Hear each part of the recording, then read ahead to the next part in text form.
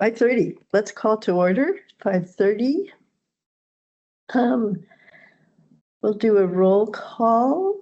Megan, what have you been reading? I have been reading the Hakawati by Rabbi Almadine, which is a book that takes place mostly in Lebanon, but all over the Middle East, and is just like a melange of storytelling and really lovely. Yeah. That's good. Can you hear Olivia? Did you hear Megan? Oh yeah, I can hear everyone. Oh, good. Okay, great. You're next. What are you reading? I am about to wrap up a book. It's hilarious. It's by one of my favorite Scottish comedians, Fern Brady. She wrote a biography called Strong Female Character, and it's just her experiences being an undiagnosed autistic woman and working in comedy, and it's excellent. Highly recommend it. I read a review about that recently. It's a new book, right? I think so. Came out in the last year or two. Yeah, great. Jen. Yeah, so I'm reading The Dry by Jane Harper. It's set in Australia. I actually bought it when we were in Australia last month. So anyway, it's been nice. I started reading it on the plane and then just like slowly been finishing it. So yeah. Bring the trip with you. Exactly. Extend it a little bit. Mark. I just finished Nobody's Girl by Virginia Giuffre about the Epstein victims. Yeah, pretty disturbing. I would assume. And I am somewhere in the middle of the series dealing with Bruno, Chief of Police. Is anybody familiar with that series? A friend of mine is anyway, it's marvelous. It's about a French chief of police in a small village. It talks a lot about good food and good wine and people who play tennis, and it's a murder mystery, but it seems like nobody even gets killed. It's just just kind of A cozy murder. it's like and there's a series of about 9 of them, so you can just dive in. So good. We do have a quorum. I'd also like to acknowledge that we're gathering, as always, on the traditional lands of the Dena'ina Athabascan people, who for more than 1,000 years have been and continue to be stewards of this land. So we are grateful and respect that we recognize the contributions, innovations, and contemporary perspectives of the Upper Cook Inlet Dena'ina people. Minutes. Now, if you all remember, we did have a lot of conversation last month, but we did not have a quorum, so we did not officially accept the minutes for the November meeting. So that's what we're looking at today. You had a chance to do that. And of course, we don't have minutes for last meeting because it was not an official meeting. Give me the second page of the packet. I know, I'm digging through my old one, but yes, it's very handy, right next to the agenda. Oh, here, actually, if you want, I can share. I move we accept it. I read it last month. Thank you, Mark. Second. There's a second. Thank you, Jen. All in favor of accepting the November minutes? Yeah, There we go. good enough. Okay, disclosures. I sort of remember what we're supposed to do here, but don't. Sorry. If there were. Oh, disclosures is just a part that if there's anything on the agenda that you might be, I don't know. Biased around because you're a participant in that organization. Yes, like, oh, my husband's a whatever, that, I don't know, something like that. It's probably not going to pertain to us too much, but that was one of those required options. And I remember when you did that if we do have disclosures, those are actually listed on the agenda too. And if nobody is saying relative to that agenda, they have. So anyway, let's just decide, because I don't think anybody has a disclosure. So we're going to skip immediately to agenda item number 5. Or do we accept tonight's agenda? Oh, I guess we should, huh? I move to accept tonight's agenda. Thank you. I don't know if we'll have time. Could I suggest an agenda item or is it too late? Go ahead, we haven't accepted the agenda. If there's time at the end of the meeting to discuss recruitment of new board members, since we're razor thin. Yeah. Okay. Right, and that's not on our agenda now. So thank you very much, Mark. We certainly should, That could maybe be an ongoing topic. Acceptable. could you or somebody make a motion to accept the agenda amended with recruiting new members? I move to accept the agenda with the amendment. Second? Second. Okay. All in favor of this agenda? Aye. Aye. Aye. Aye. Okay, swell. And thanks for that reminder. Okay, unfinished business. This has to do with homework that the board received in advance of the December meeting to watch a video and read the Robert's rules. And this is on the agenda just to say, remember, and has everybody done that? And I'm getting lots of nods. So good. I just wanted to make sure that, because I believe this is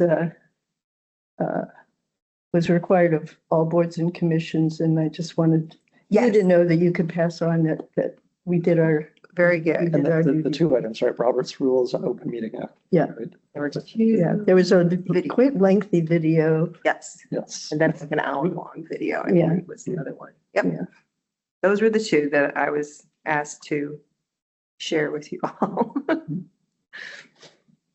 All right. Very good.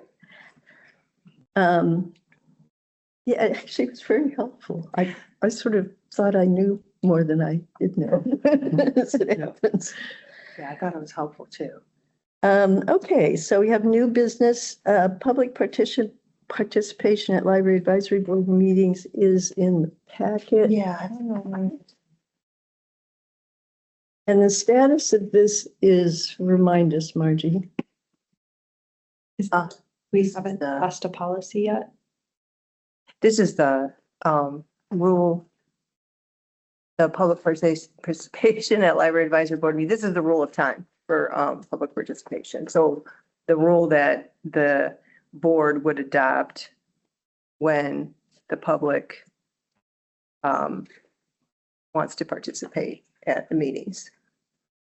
And its status right now is, So we don't have a rule. okay, so this is a new, So this was something that it was suggested in that training that we adopt a rule.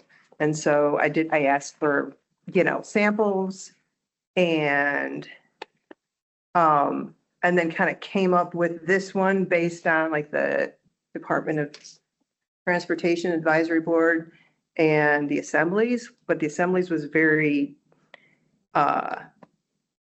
detailed, shall we say.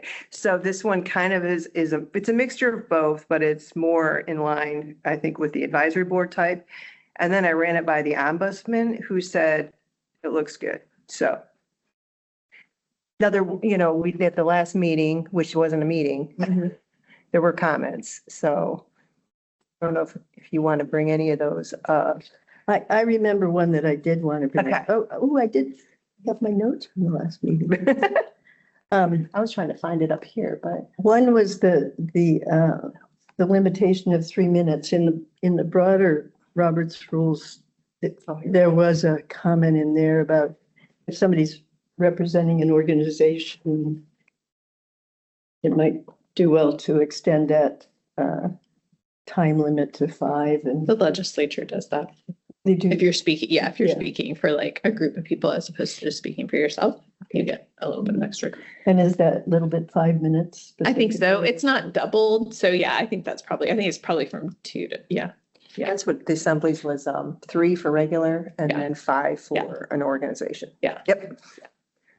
But I didn't, I think the transportation or whatever must have just had 3 across the board. So that's probably why I put that there, but you guys are free to do whatever you want.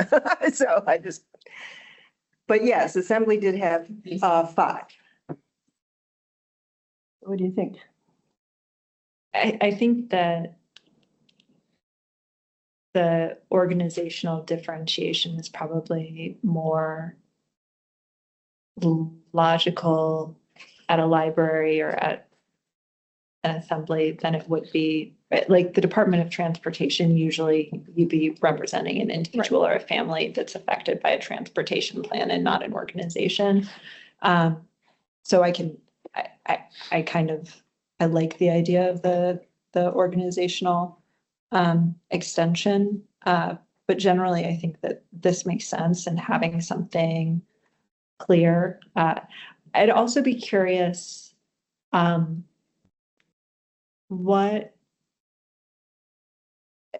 so we had the earlier experience of the young man who had feedback for the or proposal.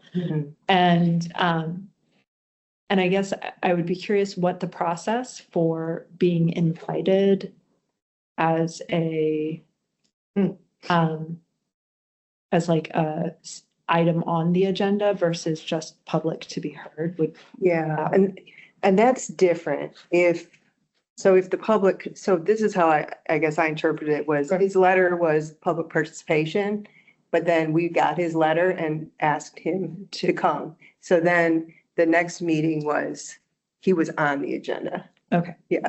So then that's not limited by these requirements. Right. But you don't have, Probably want to limit it, but I mean, like, I think in those, you limit it just like any agenda item or any presentation, right? Where you say you have.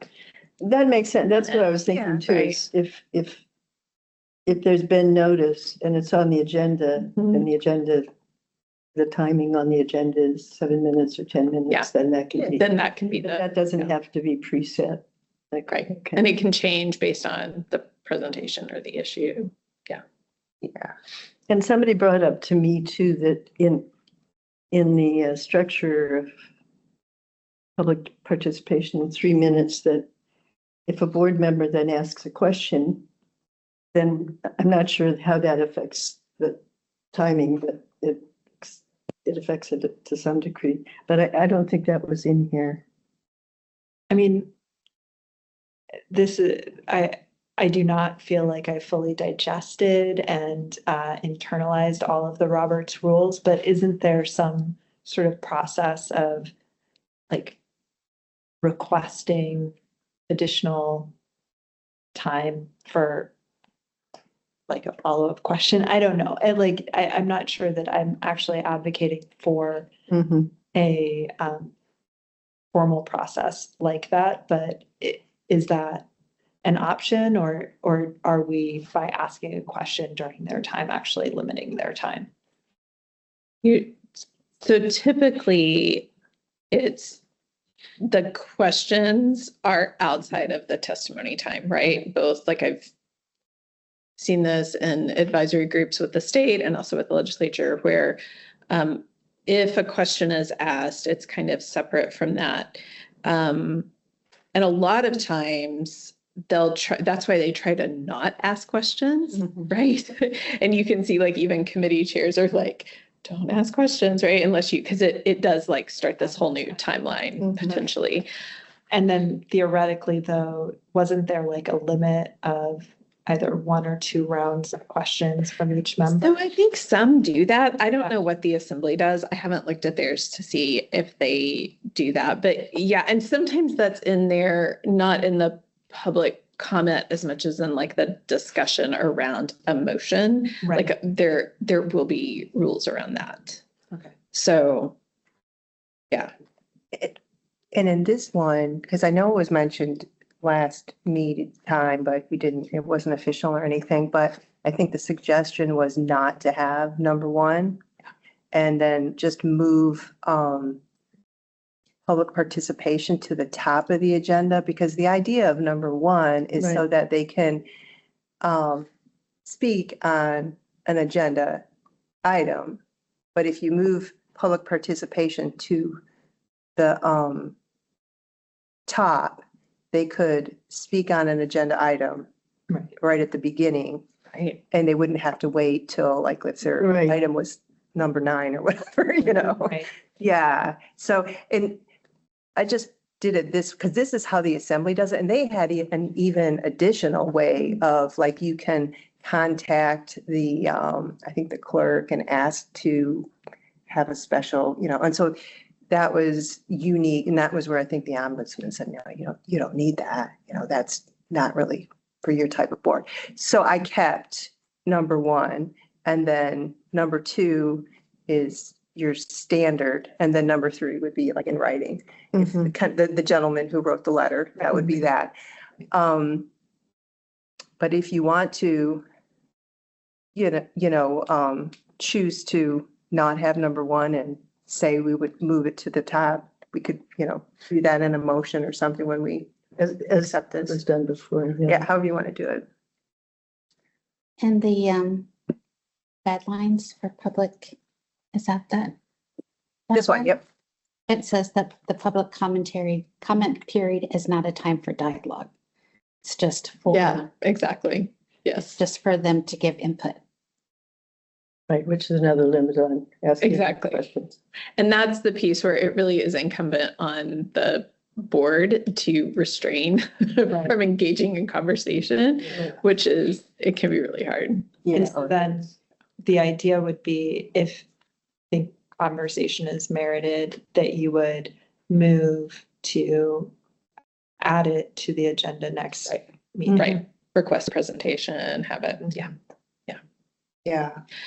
I kind of like the idea of not having number 1. I feel like it complicates us. I think our agenda and our issues tend to be more straightforward. So I think putting it at the beginning, I like that anyway, because then people can come and participate and then leave, right? And at least they've had their opportunity.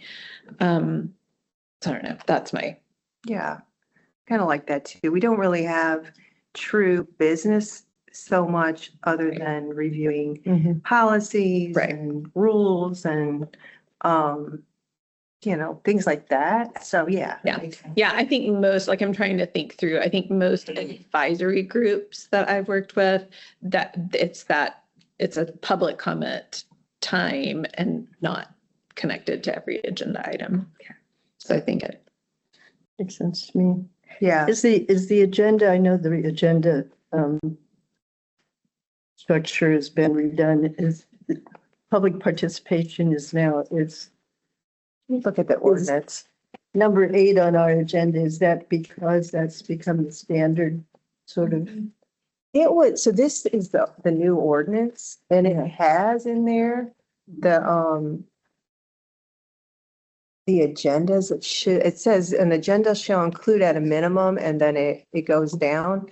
And I think we just use the exact same order, but I don't think you have to use that order. And it does say at a minimum. So I mean, that's why we have reports and Right, other so it has to things, be here, but it doesn't have to be exactly there. I mean, one benefit of having, for the community about having it there is that then they can use their 3 minutes to talk about whatever we discussed earlier about a topic. So I'm okay leaving it there. I just open it to conversation. If we're not required to have it that far down on the agenda, we could put it someplace else on the agenda.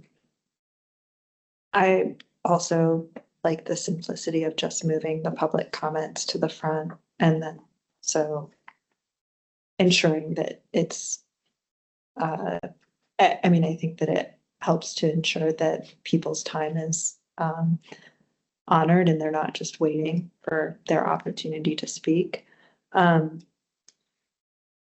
What is the process for a document like this? It feels like a revision would actually take some time to redraft. It's not that complex, but I wouldn't be able to make a motion that includes a word for word revision to it. And so if we are going to pass a policy like this, do we just suggest broad recommendations for the changes? Is that?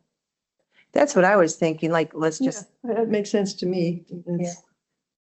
This is pretty much up to us and staff to manage, right? And I have it in a document. So if you wanted to add like 5 minutes for Right. Yeah, organizations, then I would just add that somewhere. If you wanted one removed, I would totally remove one. Two would be now number one. Three would be number two. And then somewhere in there, I would put 3 minutes for individuals and Mhm. 5 minutes for organizations or something. I mean, I could, Yeah. So those are two items. Do we want to move? I mean, that actually, this doesn't even talk about where on the agenda no, it falls, but we could ask staff to move it to the top of the agenda in general without adding or subtracting anything here. yeah, I don't think we need to put it in here, Okay. but we can just, when we order the agenda, always put it at the top. We Okay. could actually put adopt the agenda item on here too, and then if you wanted to add anything to it, that would be. It disappeared somehow. Yeah, it's not on the minimum requirements Yeah. apparently. Okay. Okay. Anything else, Olivia? Do you have any comments you want to make? I do not. Hey, then. We done? So why don't we ask staff to make those adjustments and maybe bring it back next week and then we can bless it. Sounds good. Does somebody want to make a motion? Could we actually just like make a motion to tentatively accept the new policy with those changes. with those changes? And just provide review in the next meeting, but assume that it's approved with those changes. Yeah. Sounds like you just made a motion. So I'm Second. Okay, Sounds great. all in favor? Aye. Yes, yes. Okay, Hi. well done. Thank you. What's next?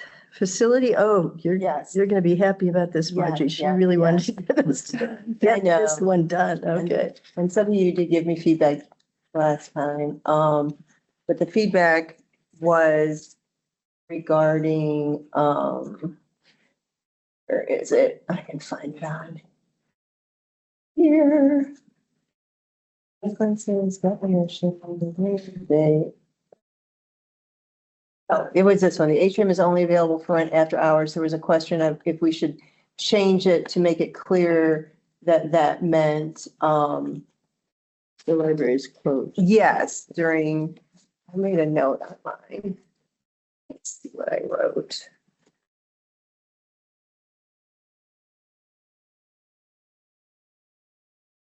That was the only comment I had on mine. Oh, when the atrium is only available for rent when the library is closed. But that's what after hours means. So if there's another way to, if you think we should make it clear, but prior to, the atrium used to be available to rent during library hours and through legal review and all that, it's not now. So, yeah.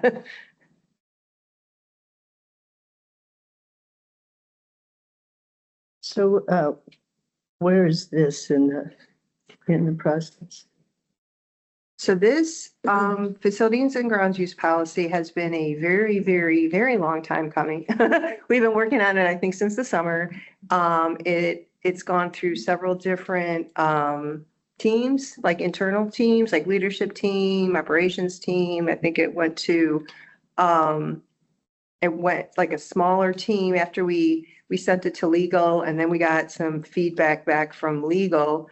And then a smaller team of us went back and forth with legal on several of these things. And it was brought here last month. And then, of course, there wasn't a forum, so we didn't move forward. So then I brought it to leadership just to say, hey, here's where we're at with it now, because they hadn't seen it since legal had made some recommendations. And so they saw it, they were fine with it. And so now it's back to you. So and that's why it behooves us to make a decision, because that's the last step at this point, right? Yes, and so this affects our meeting rooms, and And so we would like to come March 1st to have this go into effect so that we can start meeting room reservations. And we wanted to send a letter to those who use our rooms frequently or maybe currently have a reservation right now to let them know when the new policy goes into effect. And so, because things might change for them. Okay, discussion? And Molly did a nice little summary of the changes and all that, I think, at the end. Yep. That was really helpful. From my memory of our discussion last month, said we were pretty happy with it. Except for just that one item. Correct. Yeah. And so Yeah. fine. It's, Okay, that was the comment that I made or wrote down as well. yeah. Okay. Great. Anything else? Viewing this? Olivia, any comment on this policy? None. Okay. Was trying to find a little I think maybe it would work then for somebody to move to, let's see, we would be recommending passing to this, I don't see the cheat sheet. Okay. with that one change. Who are we recommending to? Would we be recommending, acceptance of this policy to another body or? So I think you would recommend the policy as written or with the change that you, however you want that wording to be for after hours. And then I'll just go and update that. And quite honestly, then I don't even need to send it back to legal because that isn't anything that would affect, yeah, Okay, and then we can move forward. let's hear a motion then. I'll motion that. Thank you, Mark. Would you like to state the motion? The motion is that we approve the policy as is with one minor change being clarifying the after hours use. Okay. Second? Second. Thank you, Jen.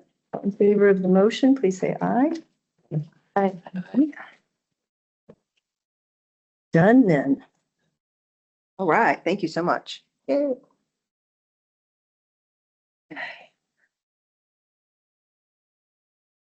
The exhibits policy is next.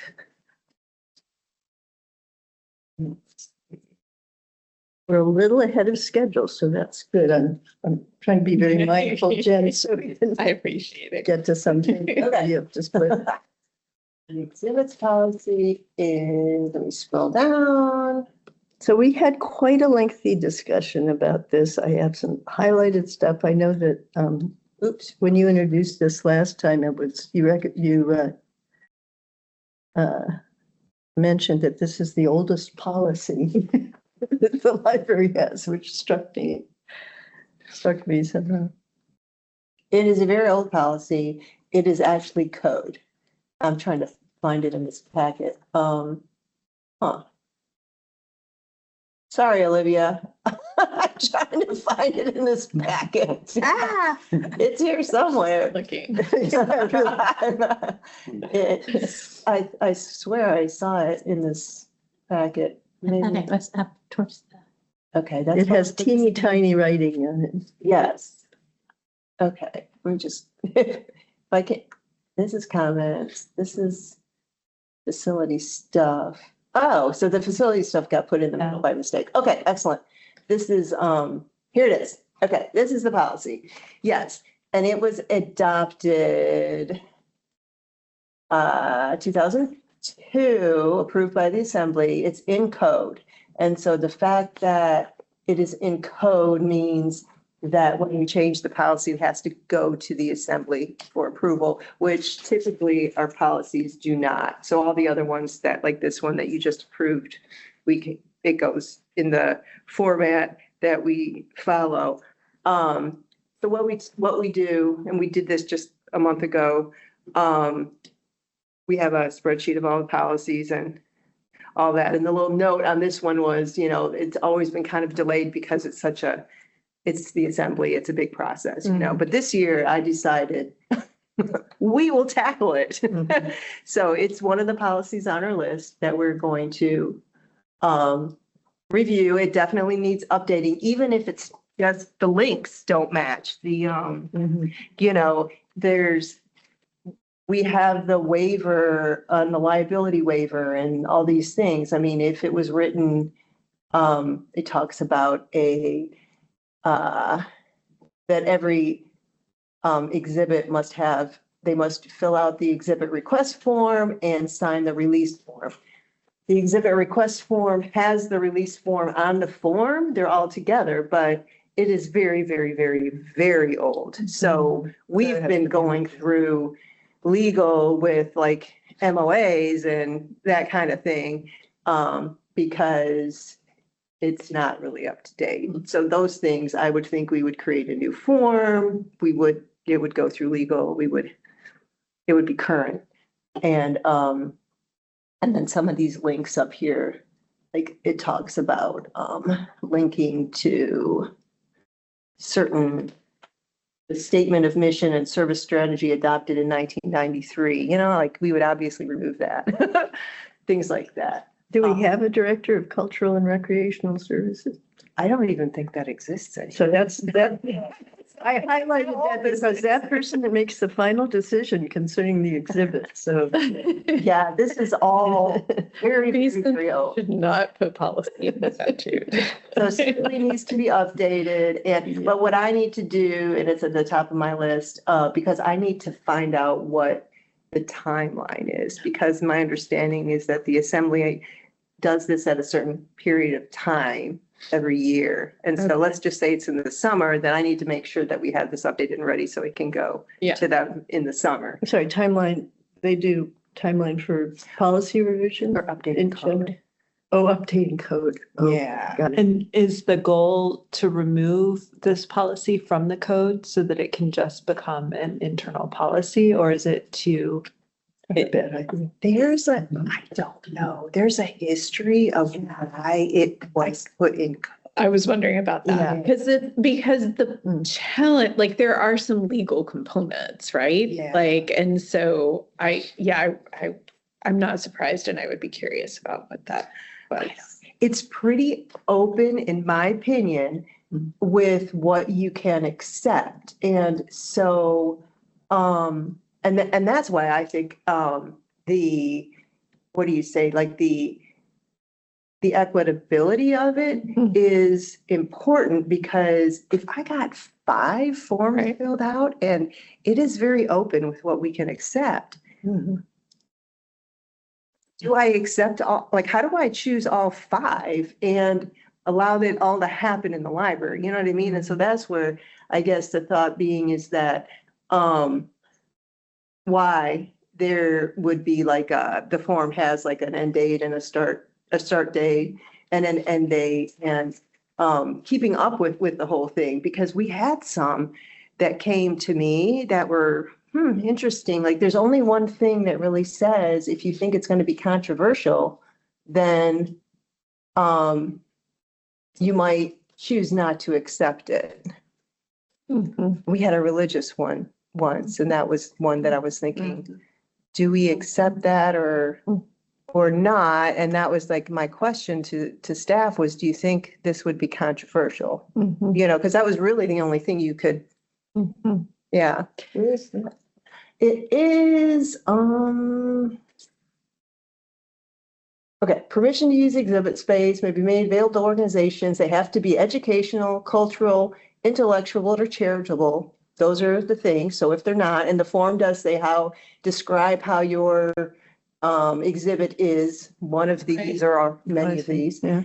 And then on an equitable basis. So basically, yes, so we can't have 25 of them all at once. Right, yeah. This will need work. Regardless of the beliefs or affiliations. Okay, so that makes it pretty open. But then there is something that says, where does it say it? It's on here. Maybe it's at the bottom here. Is it? It's one of these. Oh, here it is. It's number 2. Yeah. Permission may be denied or revoked Okay. if it's personal, commercial, has the potential to cause or causes substantial disruptions or material interference with the functions of the library. Yeah, I guess that's what it is. So it just says that would it cause disruptions? So maybe kind of, that's a secondary, if it's so controversial that people Right. start marching in the halls or something. But it's implying controversial, but it doesn't really say controversial. Yeah. Yeah, One of the things, when there are times that you put something in statute or in code, mhm. right? Because it needs to be there because there is some sort of legal something.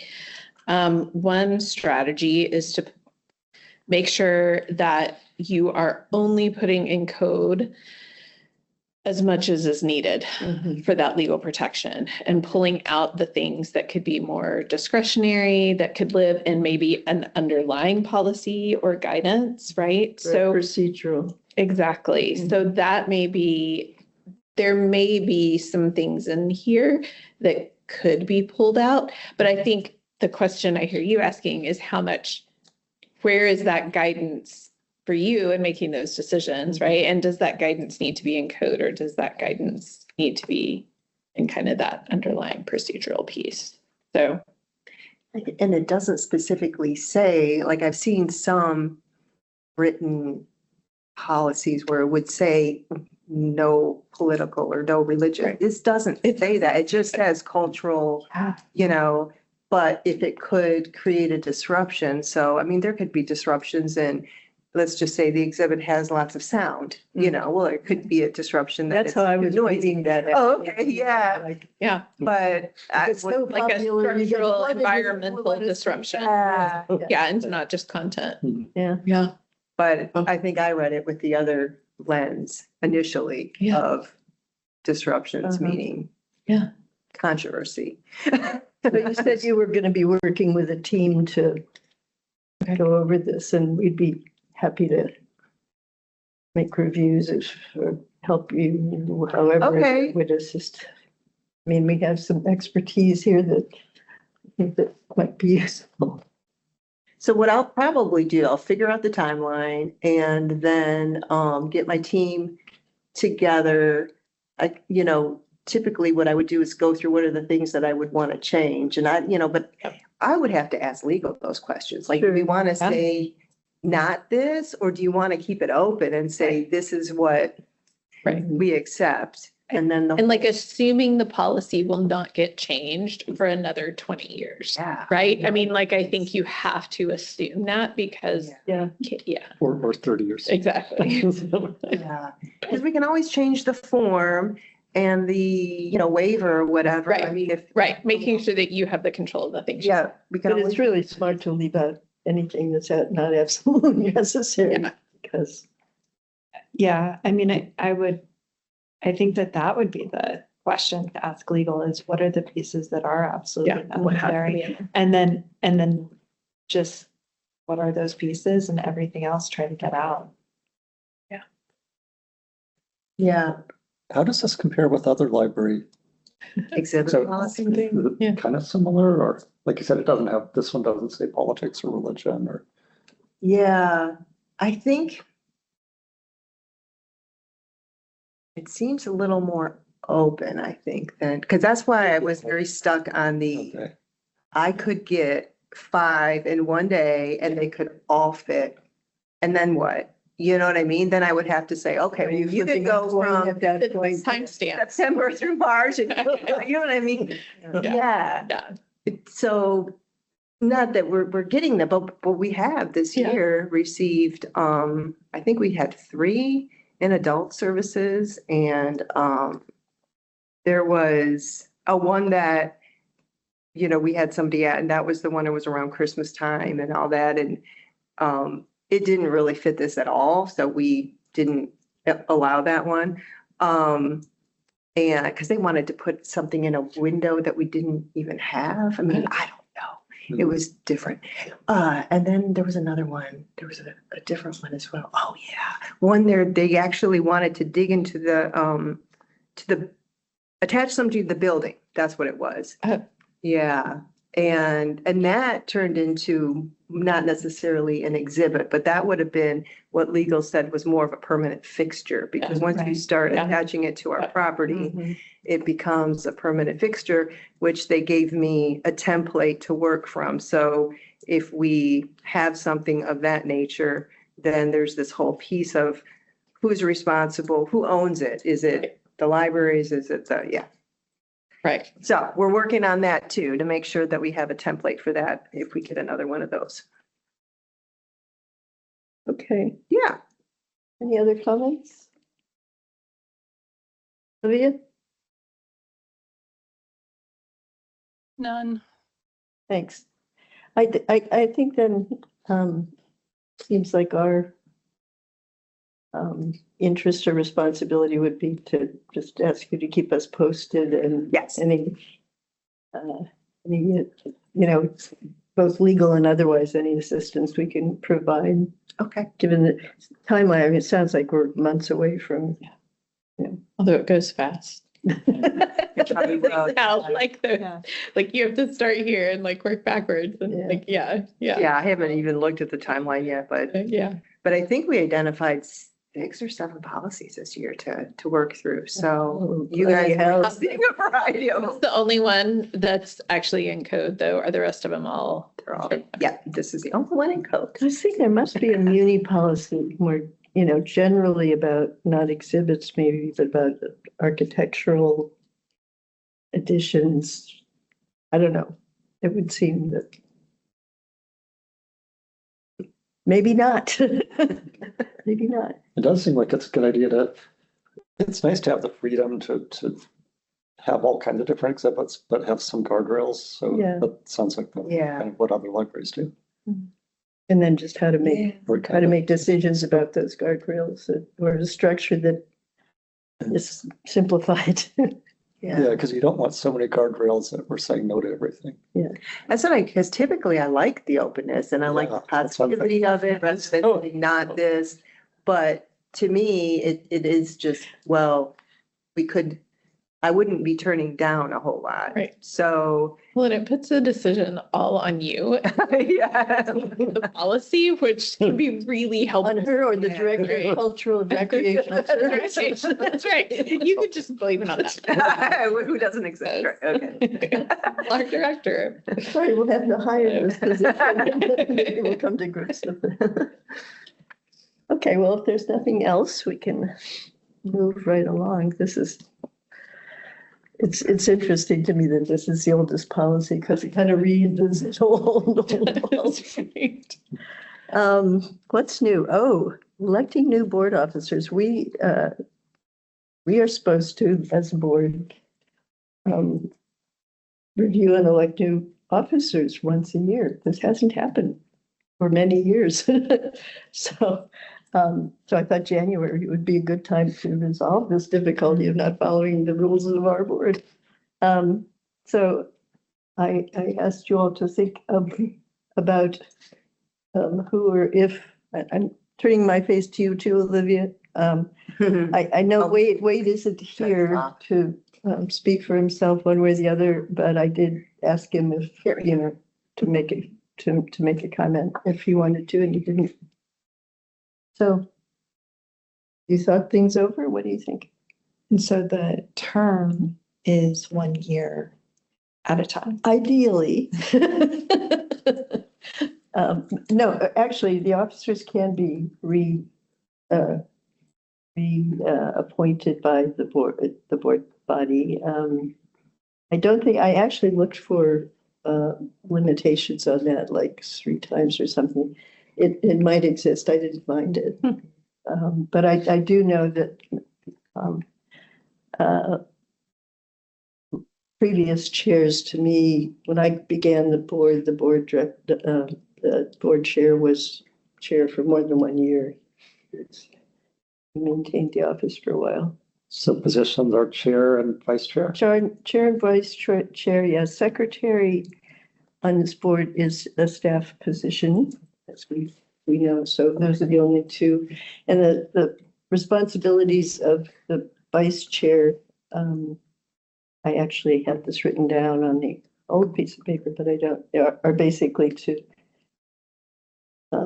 chair meetings when the chair can't be there and fit in when the need is there. So I'd be willing to be a vice chair, but not a chair. Okay. So that Anybody else hankering for the glory? I am curious whether you are interested in continuing to serve in the chair role or whether you're done. Thanks for asking. No, I think I mean, I don't mind.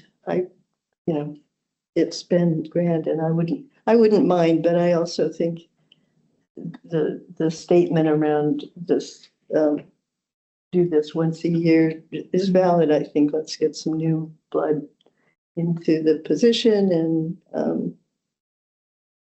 have more community involvement and so on. So anyway, for those reasons, I'd rather not. So.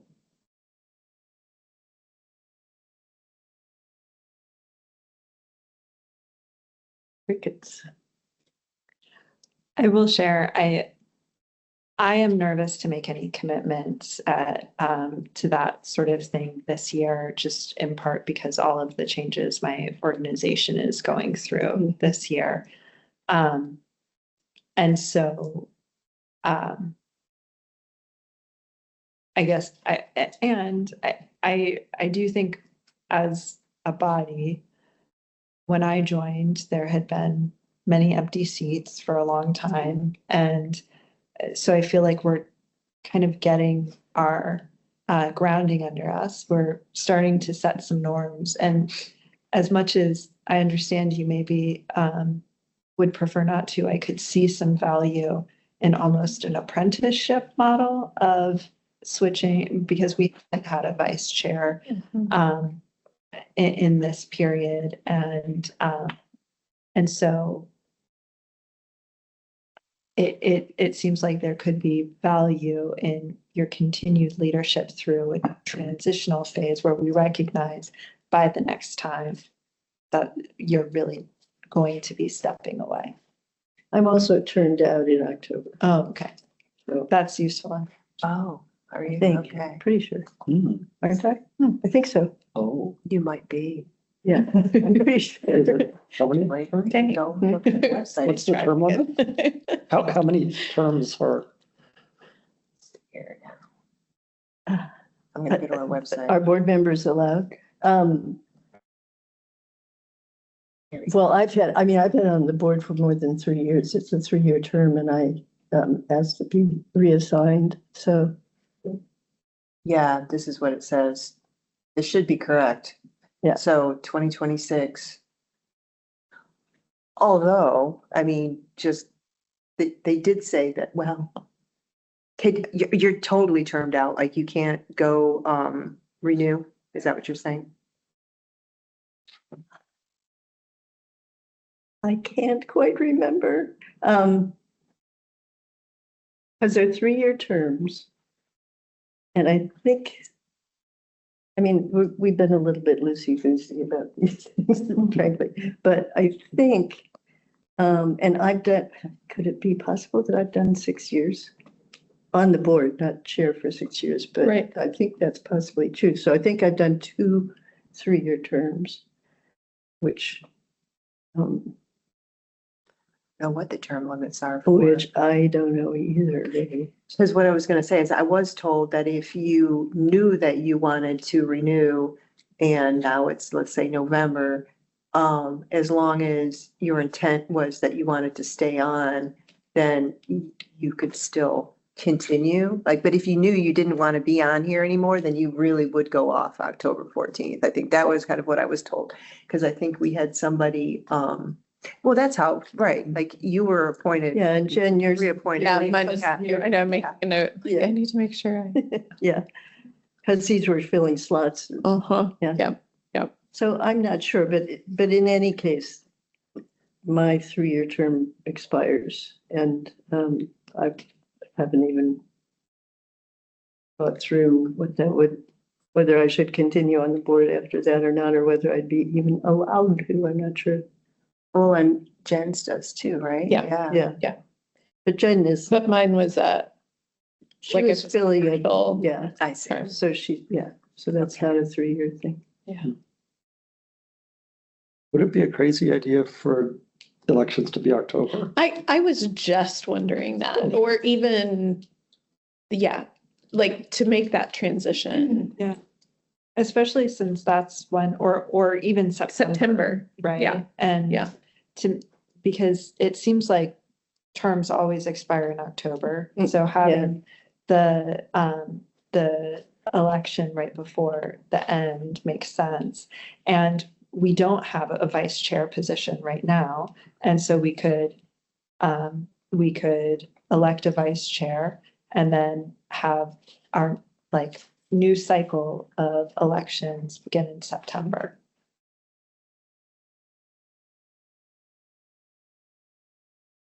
Sorry, I was gonna share this with Olivia. You don't want to do it? No, I just want to make sure.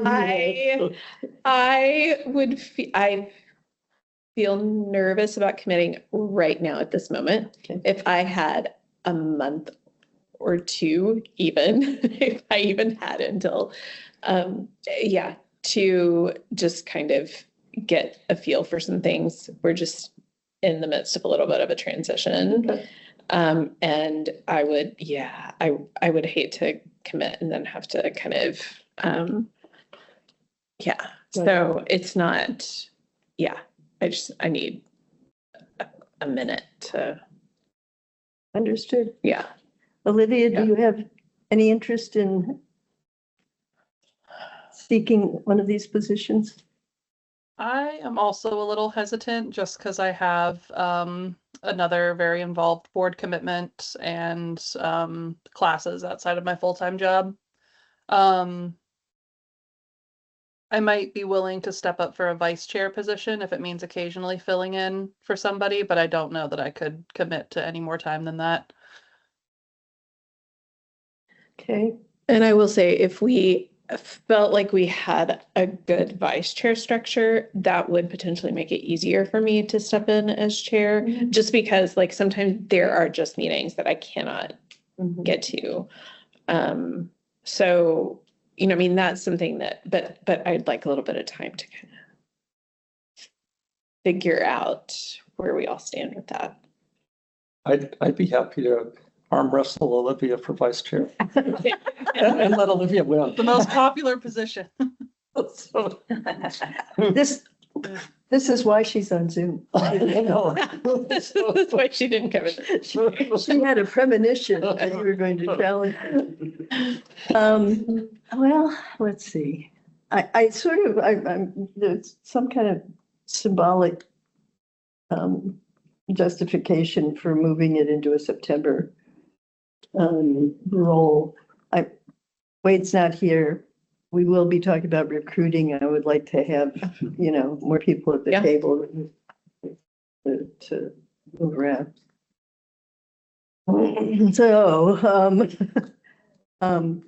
So I could hang on till September if that's the swelling current here.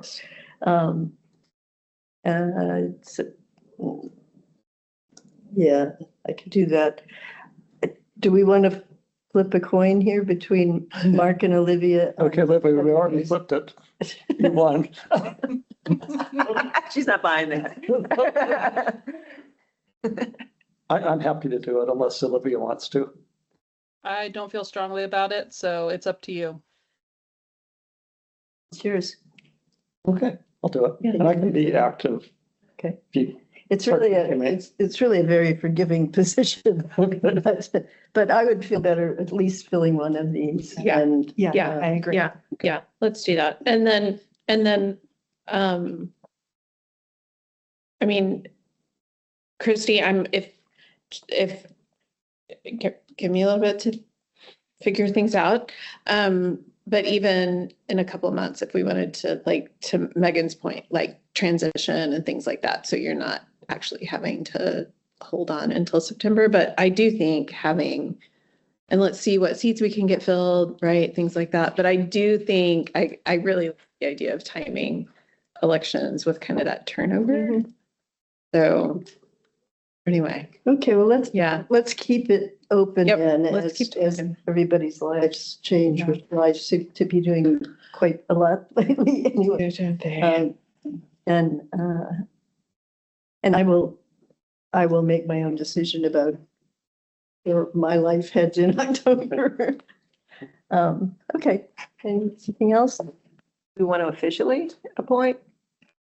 Yeah, I'm happy if you I- want to do. I'll do I don't even know, I've never done this before. Move to elect Mark is that. Unanimous Vice chair. consent. So yeah, I think we can do it. That, yeah. Unanimous, good. Yeah. Okay, thank you, Mark. Oh, cool. Everybody, So I'm important now. we're good.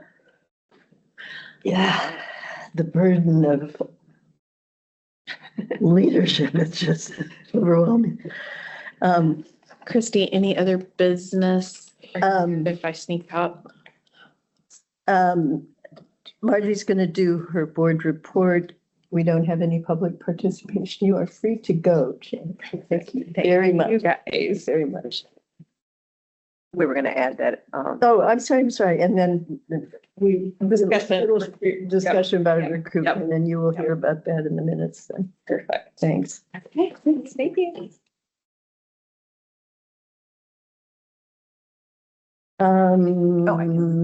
You're on, Margie. all right. Was it board recruitment? Is that what we're talking about? Or we're talking about, We're talking Board about report. board report. oh, got it. Sorry. Board report. Let me actually stop hearing this. We have two of them, actually. We I have know. November I and still have to December. only pull up my last. The board reports. Here's January's. Let's see. Okay, got you. How many times There have we you written okay. 2025 on documents? I know. Okay, so let's see. But I think actually I did talk about this last time, the December one. Yeah. Okay, Oh, yeah, you did. and it's in your packet to read. So, yeah. But the January, so let's see, some things to highlight. I was gonna highlight because it seems like it was popular and fun. The speed puzzle challenge that we had. This is on page 2, I guess. Under recent accomplishments. It was a huge hit, and I think staff are even talking about it because it was so much fun. Wait, where is it? Under recent accomplishments, bullet number 2. Okay. Yes. And then also the bullet number 3 with the New Year's Eve dance party, and we Ooh. had 575 people. Holy moly, where was this held? That sounds so Second fun. floor. I want to bring my granddaughter. That sounds fun. Yeah. Party on the second floor, this floor, yeah. Let's see, what else to highlight? If you go to the last, well, not the last page, second to the last page, the third page. The budget and staffing and security. We didn't put an incident report in here, mostly because we forgot to, but I actually have a whole bunch of incident data that I can share with you all if you're interested. Huh. But we are looking at just different ways to, like, I don't know, to reduce the number of incidents, to create a more pleasant environment, I guess, things like that. So I kind of, we've got a team, I've been working in this municipality, we've got, talking to APD, AFD, the mobile crisis team, just really connecting me with different resources. And then also, so staff, leadership got together and we had this huge list of different ideas that we just threw different things out there. And so some of the things that we're trying, that are really just helpful. we started roving. So like we were taking shifts of walking around the building and so things like we might wake people up or, you know, there was somebody in the quiet room, the puffin room, really, really loud, you know, like, so things like that. So we're not, security's handling the major stuff, but it does help staff on the floor not to have to handle that stuff when they're trying to help patrons, you know, with resources and things like that. We're going to start working, taking weekend shifts. So we're gonna rotate. And then we'll do the roving and we'll have the Would still library. be all the staff or? This would be our leadership team I see. staff. Okay. So there's a group of people who we have this, what we call the librarian in charge phone or the red phone. It's a phone that's red. And somebody carries it at all times. And if something happens, we have buttons and things go to that phone, it'll go to security. And so that the person who's carrying the phone, you know, has certain responsibilities, but they would then go and help in a situation of that nature. And so on the weekends with not that many staff, it would be nice, you know, so that the person who has that phone is typically on the desk or sometimes doing a program. And because only certain people can carry the phone. So, so we're going to try that. We'll see how that goes. And what other things are we looking at doing? I mean, even just physically moving things around and things like that. We're just looking at a variety of different things. So anyway, but true enough, the number of incidents that we had this year tripled from the number of incidents we had last year. Wow. And it tripled at LUSAC. I think it tripled total as well, but it tripled at LUSAC and What would be the number one incident? should have brought those stats with me because I have pie charts and everything, but I think so we we have got a variety of different categories, and then those categories are we lumped into higher level categories. And so one of the higher level categories is like threatening, hostile behavior, and then it has a whole bunch of different things under there. And another one is illegal, and it has a whole bunch of different things under there. And then another one is uncomfortable. I do believe that the hostile threatening is number one, uncomfortable is number two, and I think illegal is number three, but they're all pretty close. Like as far as how many. Number.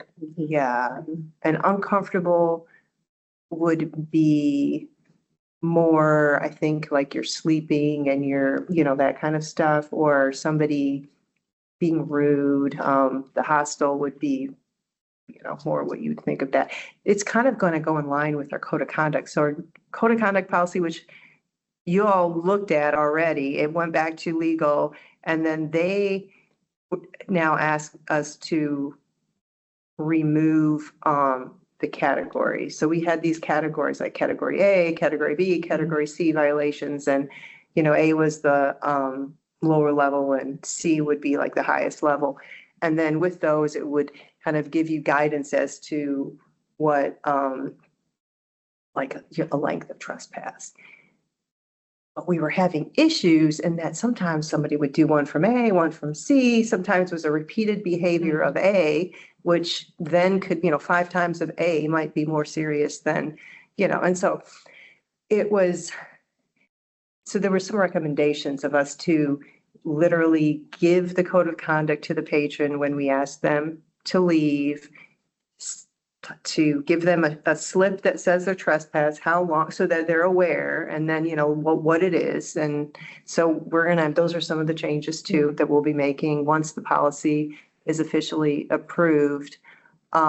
It's going back to legal hopefully next week to say, okay, this is just to give the final once over, and then it should be done. So pretty much what you all saw, it was the same except for the removal of the category. So now getting to it just has prohibited behaviors and then all those different things. And so all those different types of behaviors will hopefully we're getting a new security software as well.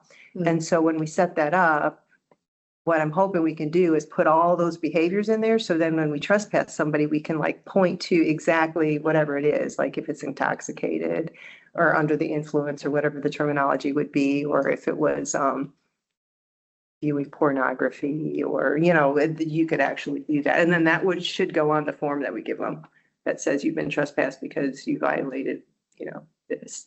So, but to answer your question, I think most of them were threatening and hostile and then uncomfortable and then illegal. I've been to a variety of trainings last couple of weeks around ice protection, Mhm. sort of private space and public space designations sort of becoming much more critical to identify. Right. And is that conversation happening here? There were, it kind of fits in with, so in our, I guess it's the right to assembly in a way, like if that's kind of what you mean, that topic came up as far as where people can, if they wanted to express their, like engage in certain things, like we had a vigil here not too long ago. And it was after hours when the library was closed I and. went outside. Yeah, and we've had people who asked patrons if they want to sign petitions and so we did get legal to confirm some things with that. And so that's actually in the facilities and grounds use policy that we Yeah, just looked at. Right. Yeah, so I mean, one of the clarifications though that we got, and that was where that whole atrium came into play too, is that, when you enter the library, whether it's the vestibule, whether it's the atrium, because sometimes here people, when they enter, they don't see books. They're like, oh, well, you're not in the library till you go through those, gates that to go up the elevator. And that's not true. As soon as you enter, open the front door and you're in the vestibule, you're in the library. And so, but the fact that we have the assembly chambers here too does kind of make it a little different. And so we got guidance on that. So I don't know if that was a private public thing, but because the fact that we're a public building, people can be outside of our building and collect signatures. They can't be in the vestibule, but they're still on library property, which is public property. So there's still that, because we're a public building, it's our whole property isn't, I suppose. It's not that they literally have to be off the property. They just have to be outside the door.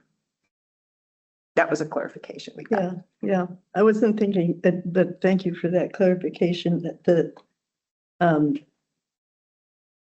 I was thinking more as if or as ICE becomes more of a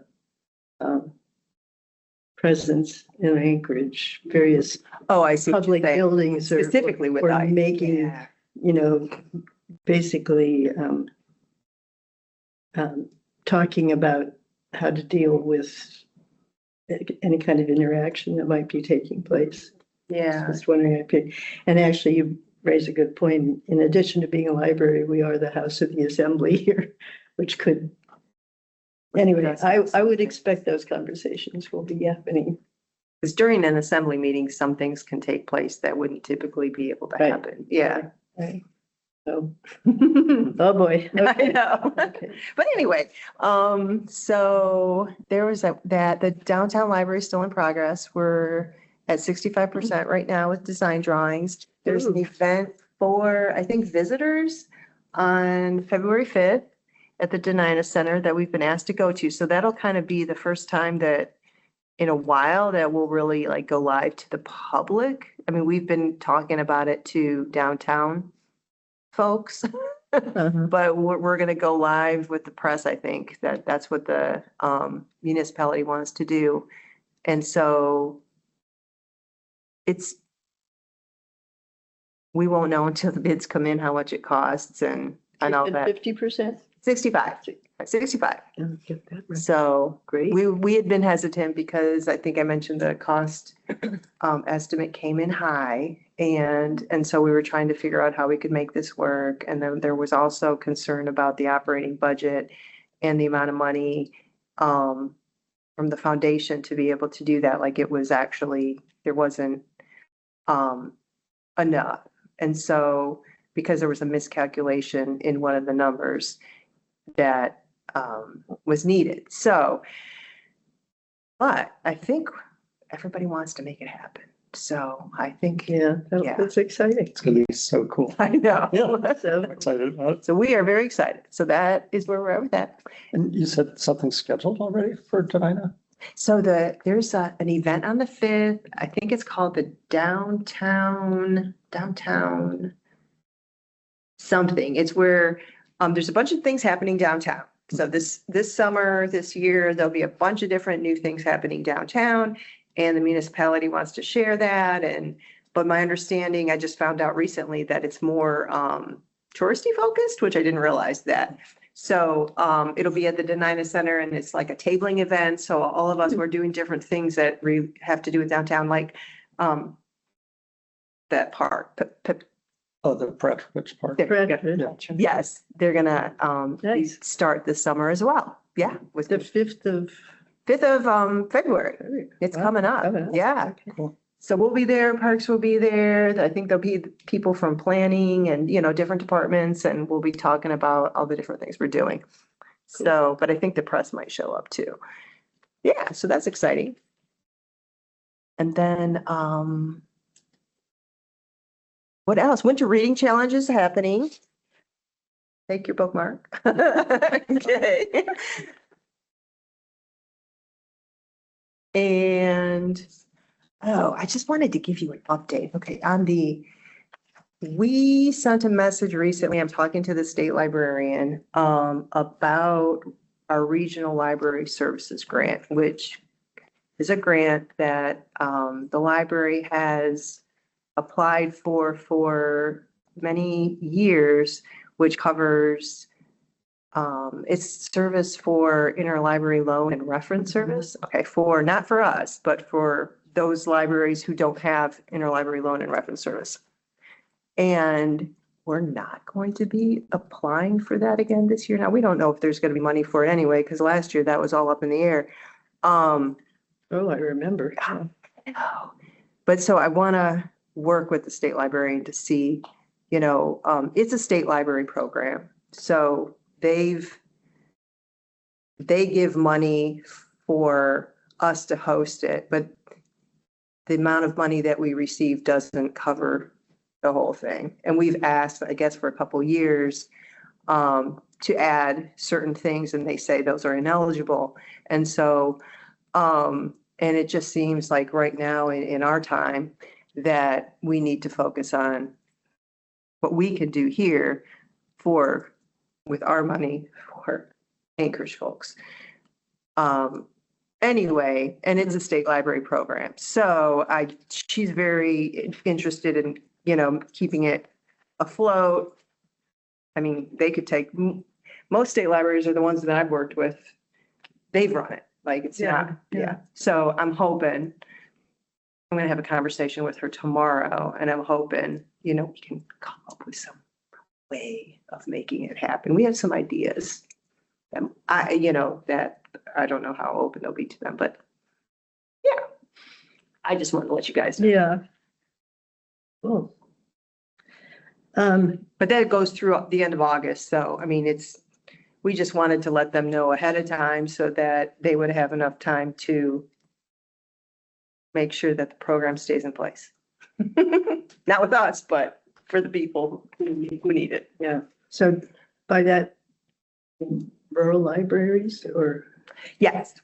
So these would be, so what typically happens is that a library that doesn't have their own interlibrary loan system, which would be a small rural library, would request materials through us. And then if we had it in our collection, we would typically supply it from our collection. Mhm. But if we didn't, then we could go out and request it from another library, and then we mail them off to them. So it's a little more old fashioned and. Yeah. That's great. I mean, Yeah, I was a volunteer librarian in the Dillingham Library for years. really. Okay. Yes. It's cool. That was real fun. Yeah. Yes. So, well, any questions about anything else? I just picked some things to talk about. I'm turning away from you. I'm sorry. Oh, gosh. Yeah. You're forcing you to look at my back. Okay. I think we should talk about, Mark's question about what recruitment recruitment. efforts are going on. So I do know the municipality is interested in more geographic diversity, I guess. So representation maybe from areas, and so there was mentioned like our branches. So I did reach out to our branches and ask, Muldoon, Mountain View, Girdwood. We have representation from Eagle River, so I don't know if I actually reached out there, but we might have somebody from Muldoon who's interested. So Jim, so they supposedly are trying to, see if they know anybody, or if somebody expresses interest in the library, they might say, oh, did you know we have an opening? That kind of thing. So, and Jim did tell me from Mountain View from Muldoon that there's somebody who might be interested. Okay. So that's good news. So that's what I know is that, so I'm trying to reach, I guess, those areas, because I don't think we have anybody on the board who It'd might be really live. cool if there was someone from the Mountain View Library. Yeah, that would be really good. That's so- Yeah. It's because I was wondering, at one time, there was a pretty huge backlog in the boards and commissions office of people who were interested, and some were very frustrated because they didn't hear back. This is in the bad old days, so, but still, so I was wondering if they were also kind of combing through those. And I don't know. I think the last time I talked to Marie, I thought she said she didn't have any applications where they had like checked the box or something that they were interested in the library advisory board. That would have been more recently, like 3 months ago or something. But yeah, I think they need to look at their file cabinets. I mean, they might be years old, but I don't think, I'm trying to think of who was talking to me recently. It wasn't probably in the right geographic area, but there have been people that have been interested, and I don't know what dead letter file that they're going into. Or I do know sometimes they want, like in this case, they specifically said geographic representation and mentioned, like Muldoon and Mountain View and Girdwood. At one time, I think male, like men, because we were mostly predominantly women. So there was that. I haven't heard anything else, so I don't know. I wonder, there's, I think that it's the Alaska Center that is doing a boards and commissions leadership cohort. They've done it once before, but the idea is to get people interested in sitting in municipal and state boards and commissions. And I wonder if we were to reach out to them and just nudge them, their members, their interest in people from those communities who would be interested in serving. they're doing a forum, or Oopsie. they're doing that's part of their. It's a cohort where you Oh. learn about Maybe me. boards and commissions and how to participate. It's trying to diversify boards and I commissions. see. And just make it more approachable for people who might feel nervous that they don't know what is expected of them or how to participate. Like that they are welcome, and that it's I don't like my little. and they often get, or I think that they get paired with a mentor who has like board and commission experience. So it's like supposed to prepare them for serving. It's good. I was invited to and went to a boards and commissions event, and I was sort of expecting, I don't know. Anyway, I was expecting, the mayor would be there, and Yeah.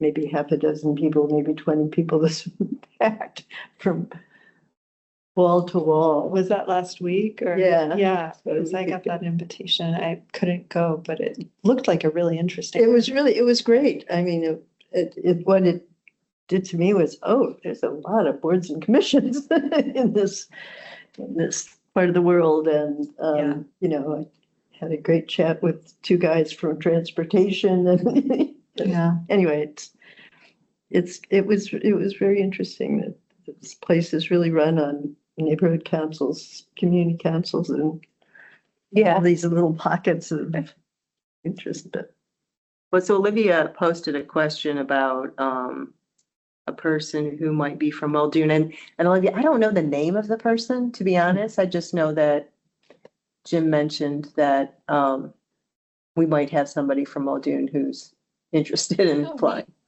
Yeah, Yeah, so maybe it is the person. yeah, maybe it is. I just kind of texted a few friends who seemed like they might be good fits and asked them to apply if they felt like it. So I don't know if any of them did, but Oh, Um, excellent. great. yeah. So we might have gotten one, and he does live near Muldoon, so it could be a totally different person. Could be, but yeah, if a Ryan Foisey applied for a board and commission seat, then I think he's specifically looking at the library. Okay, well, and I can check back and see if we got any more applicants. But last I checked, which was probably a month and a half ago, we hadn't. Okay. Yeah, that's what we're Yeah, 3 maybe. down. So I don't Again. know, Megan, since you brought up the boards and commissions program of the Alaska Center, I don't think they've actually started their second cohort yet, so it might not be too late for one of us to reach out and ask to make a brief Right. spiel or pitch or something about the library board while they're still setting up their new cohort. I think they're taking Yeah. applications right now, but I don't think anyone has been onboarded yet. I think that that's right. Yeah. So if any of us feel up for it, it might not be a bad spot to just advertise that we're looking. Yeah. do you have a connection with the Alaska Center? I mean, I'm on kind of, I wouldn't say I have a close connection to them. Olivia, do you have a close connection to anybody right now at the Alaska Center? I could always, Kind of. okay. Yeah, I left their board 3 years ago. I wouldn't mind emailing them. It probably wouldn't be too weird. Okay, cool. Yeah, I mean, I don't feel like I have I don't think to the extent they would know me, they would know me because of my like foundation relationship, not because they like remember that I had a previous event that I went to or something like that. So, yeah. Yeah, if you could, Olivia, if you could find the answer to the question whether they've started the new cohort or not, or, yeah, why don't you reach out and let us know if there's a way we could present the fact that we have empty seats and we're Yeah. a jolly good board. Right. We're a jolly good board. I would, you know, again, the Mountain View Library would have the geographic, you know, it would give us a geographic representation as well as perhaps ethnic and demographic Mhm. representation, Yeah, which That would be would good. be too. really ideal. for Yeah, us. I agree. Yeah. Okay. I like diversity. Too. Did you get the information you wanted? Yeah. Okay. Yeah. Then I think I learned from the boards and commissions materials that we were reading is that if you reach the end of the time and nobody else has anything to say, you don't actually need to have a motion to Right. adjourn. Yeah. And so I would say we're there and we can just adjourn. All right. Thanks. Thank you. But approving the agenda is something we're supposed to do, so. Okay. Yep. All right. So I wrote that down to add that to the list of agenda items. Thanks, Okay. Olivia. Bye, Olivia. Thanks. Bye. Bye.